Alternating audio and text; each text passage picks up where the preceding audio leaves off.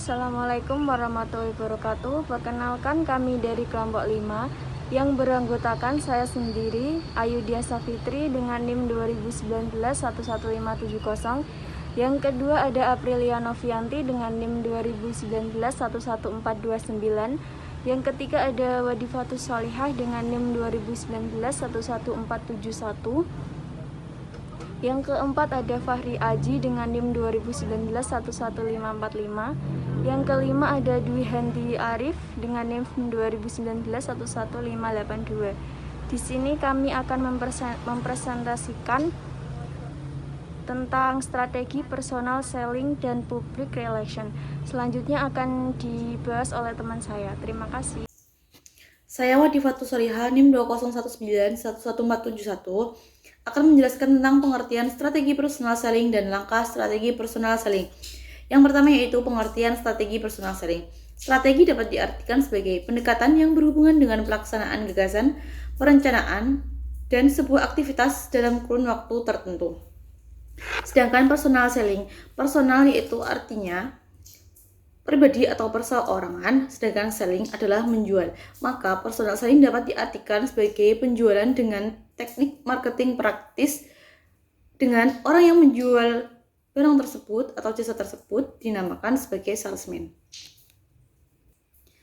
Jadi dapat disimpulkan bahwa strategi personal selling adalah di mana setiap individu dituntut untuk mengerti, memahami, dan menguasai secara teoritis dan praktis strategi pemasaran. Yang kedua yaitu langkah strategi personal selling. Langkah yang pertama yaitu marketing dan identifikasi prospek, di mana di sini mengidentifikasi orang-orang atau pelanggan yang dapat masuk dalam pelanggan yang potensial. Yang kedua yaitu prapendekatan, di mana wiraniaga mempelajari mengenai seorang pelanggan yang prospektif. Yang ketiga yaitu pendekatan, di mana sebuah wiraniaga menyapa dan bertemu pembeli untuk mendapatkan hubungan atau memulai sesuatu yang baik.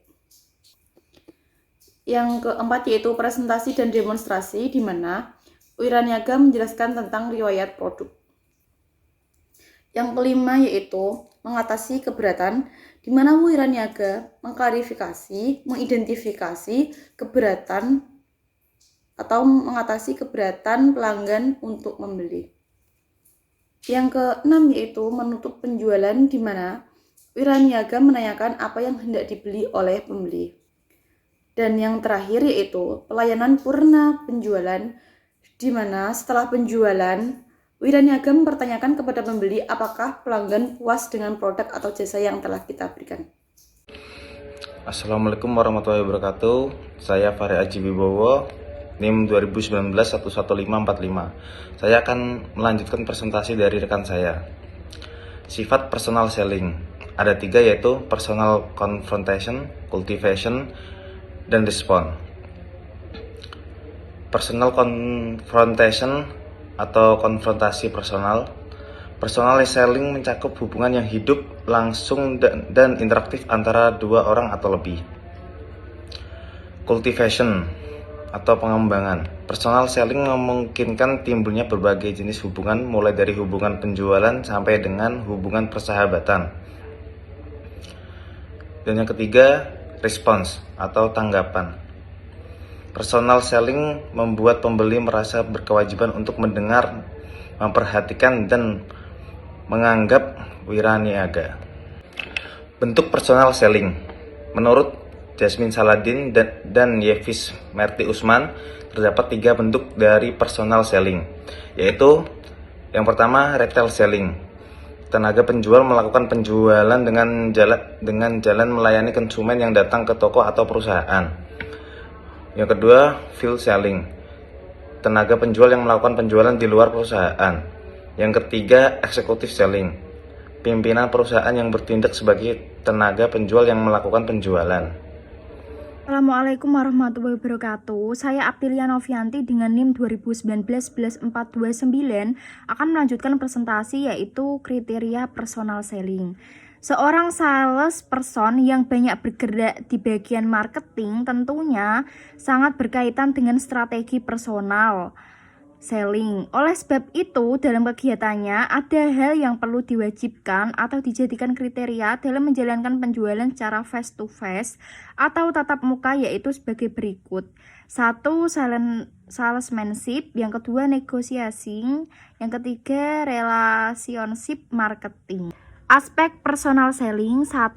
Profesionalisme, yang kedua negotiation, yang ketiga relationship marketing, dan yang keempat selling person role, yang kelima personal selling managerial, yang terakhir ada public relation. Merupakan salah satu strategi yang mempunyai peran penting dalam kelangsungan hidup sebuah lembaga atau perusahaan dalam mendapatkan nasabah dan keuntungan dari sebuah produk yang dijual. Selanjutnya ada proses public relation. Yang pertama, mengidentifikasi masalah, lalu ada perencanaan dan pemrograman. Yang ketiga ada pengambilan tindakan dan komunikasi, dan yang terakhir mengevaluasi dan program. Terima kasih. Assalamualaikum warahmatullahi wabarakatuh. Perkenalkan, nama saya Dwi Hendi Arif Wismawan, NIM 2019-11582. Baik, di sini saya akan melanjutkan presentasi, yaitu tentang tujuan public relation.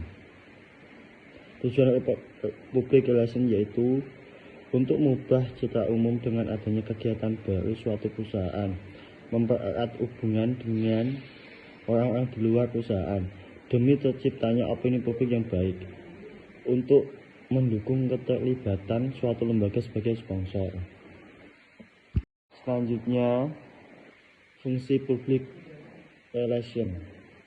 Fungsi public relation yaitu menumbuhkan dan mengembangkan hubungan baik antara lembaga atau organisasi dengan publiknya, baik intern maupun ekstern, dalam rangka menumbuhkan motivasi dan partisipasi publik dalam menciptakan opini publik yang menguntungkan bagi lembaga perusahaan.